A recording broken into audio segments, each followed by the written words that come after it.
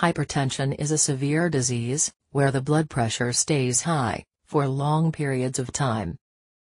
This disease is known to be silent, because in most cases, it has no apparent symptoms.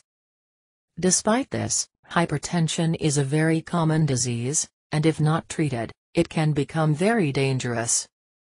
In the United States, it is estimated that 1/3 of the population suffers from hypertension. And when the symptoms appear, they usually are tiredness, dizziness, neck pain, nosebleed, and blurry vision.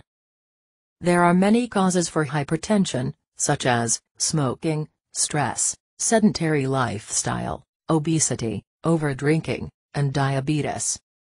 Anyone who has a family history of hypertension is also more likely to have this disease.